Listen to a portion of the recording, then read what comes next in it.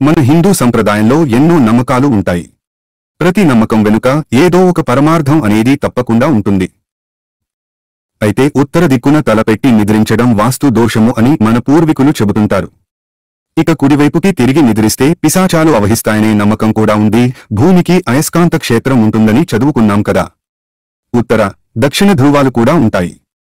ఇవి అయస్కాంత క్షేత్రాల్లా పనిచేస్తాయి. అలాగే మనిషిలో కూడా అయస్కాంత క్షేత్రం ఉంటుంది. ఈ క్రమంలో తల వైపు ఉత్తర దిశ క్షేత్రం, కాళ్ల వైపు దక్షిణ దిశ క్షేత్రం ఉంటుందట.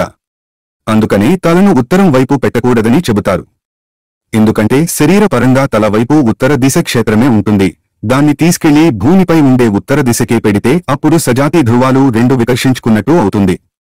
దీంతో శరీరానికి అనారోగ్య సమస్యలు వస్తాయి.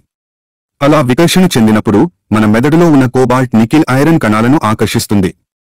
దీనివల్ల మెదడు తన శక్తిని కోల్పోవడం జరిగి తరచూ పీడకలలు రావడం, అర్ధరాత్రి మేలుకువ రావడం, సరిగ్గా నిద్ర పట్టకపోవడం వంటి సమస్యలు ఎదురవుతాయి. ఇంకా శరీరంపైన ఈ అయస్కాంత క్షేత్ర ప్రభావం ఉంటుంది. రక్త ప్రసారం దీని ప్రభావానికి లోను కావడం వలన బీపీ పెరుగుతుందట. గుండె సమస్యలు వస్తాయట.